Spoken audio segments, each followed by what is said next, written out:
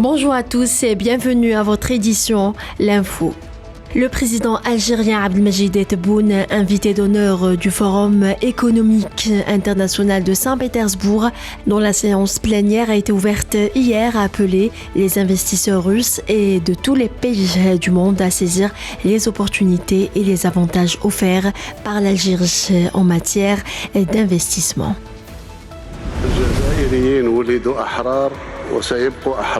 Répondant à une question sur des pressions auxquelles serait soumise l'Algérie en raison de ses relations avec la Russie, le chef de l'État algérien a souligné que les Algériens sont nés libres et ils le resteront.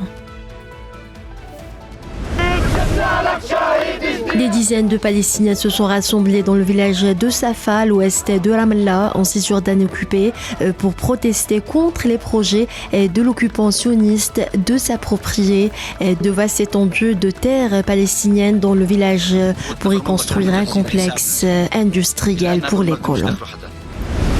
Des négociations ont débuté vendredi dans la capitale jordanienne, Amman, entre le gouvernement yéménite et le mouvement armé des Houthis, sous l'égide des Nations Unies, sur la question de l'échange de prisonniers.